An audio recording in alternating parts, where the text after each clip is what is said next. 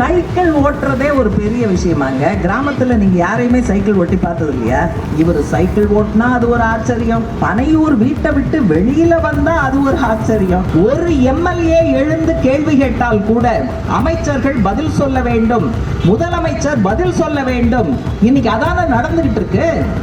இவர் புதுசா சொல்றாரு, நான் முதலமைச்சராக வந்தால் 10,000 கையெழுத்து 5 லட்சம் கையெழுத்து அப்படின்னா, இவர் முதலமைச்சராக வந்தால் மக்கள் பிரச்சனைகள் சட்டசபையில் பேசப்படாது என்பதுதான் அவர் சொல்லுகிற விஷயம். பின்னாடி இத்தனை இளைஞர்கள் வர்றாங்க.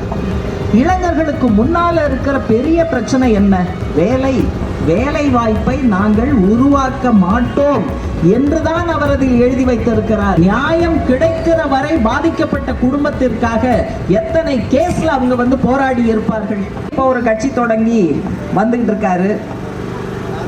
சைக்கிள் ஓட்டுறதே ஒரு பெரிய விஷயமாங்க. கிராமத்துல நீங்க யாரையுமே சைக்கிள் ஓட்டி பார்த்தது இல்லையா? எல்லாரும் ஓட்டுவோம். அறிவொளி இயக்கம் வந்த போதெல்லாம் சைக்கிள் ஓட்ட கத்துக்கணும் தங்கச்சின்னு ஒரு பாட்டே இருக்கு. பெண்கள்லாம் சைக்கிள் ஓட்ட கத்துக்கிட்ட காலமெல்லாம் உண்டு. இப்பவும் சைக்கிள்ல நிறைய பேர் போறாங்க. இவர் சைக்கிள் ஓட்டினா அது ஒரு ஆச்சரியம், பனையூர் வீட்டை விட்டு வெளியில வந்தா அது ஒரு ஆச்சரியம், பிரச்சார கூட்டத்தை ரத்து பண்ணாம பேசுனா அது அதை விட அடுத்த ஆச்சரியம். 4 கூட்டம் பேசியிருப்பாரு, 8 கூட்டத்தை ரத்து பண்ணியிருப்பாரு. அவரு இப்ப சமீபத்துல ஒரு அவருடைய தேர்தல் அறிக்கையில பலது செய்வேன்னு சொல்லியிருக்காரு இல்லையா? ஒண்ணு என்ன சொல்லியிருக்காருன்னா, 10,000 பேர் கையெழுத்து போட்டு கொடுத்தாதான் அரசாங்கம் அந்த மனுவுக்கு பதில் சொல்லும்.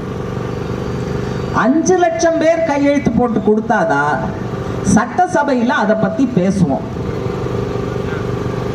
இது என்ன நல்ல விஷயமா? அது உங்க தொகுதியிலேயே எவ்வளவு ஓட்டு? உங்க தொகுதியிலேயே 1,70,70,000 தான் ஓட்டு போடாதவங்களை எல்லாம் சேர்த்தா ஒரு டபுள் மடங்கு வரும்னு வைங்க. உங்க தொகுதிக்குள்ளேயே 5 லட்சம் பேர் இல்லையே. நீங்க 5 லட்சம் பேர் கையெழுத்து போட்டு மனு கொடுத்தாதான் சட்டசபையில விவாதிப்போம்னா மீதி பிரச்சனை என்ன? சட்டசபையில அப்ப எதையும் விவாதிக்க மாட்டீங்க. அதான நிலைமை. ஒரு எம்எல்ஏ எழுந்து கேள்வி கேட்டால் கூட அமைச்சர்கள் பதில் சொல்ல வேண்டும், முதலமைச்சர் பதில் சொல்ல வேண்டும். இன்னைக்கு அதான நடந்துகிட்டு இருக்கு. இவர் புதுசா சொல்றாரு, நான் முதலமைச்சராக வந்தால் 10,000 கையெழுத்து 5 லட்சம் கையெழுத்து அப்படின்னா, இவர் முதலமைச்சராக வந்தால் மக்கள் பிரச்சனைகள் சட்டசபையில் பேசப்படாது என்பதுதான் அவர் சொல்லுகிற விஷயம். அதே மாதிரி பின்னாடி இத்தனை இளைஞர்கள் வர்றாங்க. இளைஞர்களுக்கு முன்னால இருக்கிற பெரிய பிரச்சனை என்ன? வேலை. எல்லா கட்சிகளும் வேலை சம்பந்தமாக தேர்தல் அறிக்கையில கொடுத்திருக்காங்க. விஜய் அவர்கள் என்ன கொடுத்திருக்காரு? ரொம்ப வேடிக்கையா ஒரு விஷயத்தை பார்த்தா ரொம்ப நல்ல பாலிஷ்டா இருக்கு, ஆனா உள்ள படிச்சு பாருங்க. வேலை தேடுபவர்களாக இருப்பதிலிருந்து வேலை உருவாக்குபவர்களாக இளைஞர்கள் மாற வேண்டும்ங்கிறார். ஜாப் சீக்கர் என்கிற இடத்திலிருந்து ஜாப் கிரியேட்டராக மாறணும். இப்போ மொத்தத்தில் என்ன? வேலை வாய்ப்பை நாங்கள் உருவாக்க மாட்டோம் என்றுதான் அவர் அதில் எழுதி வைத்திருக்கிறார். அப்ப இளைஞர்களுக்கு வேலை சம்பந்தமாக இவர் கொடுக்கிற வாக்குறுதி இதுதானா?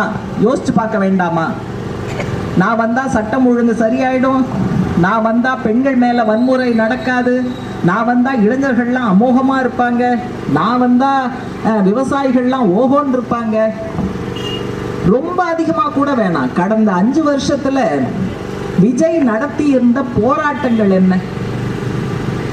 விவசாயிகளுக்கு பிரச்சனை வந்தப்போ, விவசாய தொழிலாளிகளுக்கு பிரச்சனை வந்த போது, பெண்களுக்கு அநீதி நடந்த போது எத்தனை இடத்துக்கு அவர் வந்தாரு, எத்தனை இடத்துக்கு அவங்க கட்சி வந்தது, நியாயம் கிடைக்கிற வரை பாதிக்கப்பட்ட குடும்பத்திற்காக எத்தனை கேஸ்ல அவங்க போராடி இருப்பார்கள்.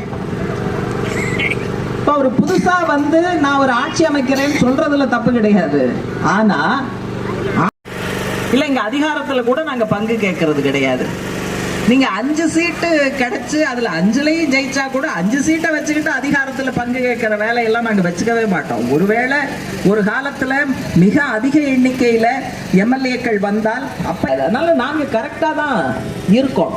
ஆனா அதே சமயம் நாங்க ஆட்சியில இல்லைங்கிறதுனால மக்களுடைய, நீங்க ஒவ்வொரு இடத்துலயும் பெண்களுக்கு எதிரான வன்முறைனா அங்க செங்கொடி தானே நிக்குது. தீண்டாமை நடக்கிற இடங்களிலெல்லாம் தலித் அமைப்புகளோடு அந்த அரசில் இடம் பெற்றிருந்தது திராவிட முன்னேற்ற கழகம். வெளியிலிருந்தும் வர வேண்டும் என்று உறுதியாக குரல் கொடுத்தது மார்க்சிஸ்ட் கம்யூனிஸ்ட் கட்சி, இடதுசாரிகள். இவர்களெல்லாம் ஒன்றாக சேர்ந்து கொண்டு வந்த இந்த சட்டம் இன்னும் கூட கூலியை 700 ரூபாயாக உயர்த்தணும் அப்படின்னா நாங்க குரல் கொடுத்துக்கிட்டு இருக்கோம். அதே போல பேரூராட்சி, நகராட்சி இந்த மாதிரியான இடங்களுக்கோ 100 நாள் வேலை நகர்ப்புறத்தில் இருக்கக்கூடிய ஏழைகளுக்கும் வர வேண்டும் என்பதற்காக குரல் கொடுத்த கட்சிகள் தான் இந்த கூட்டணியில இருக்கும். ஆனா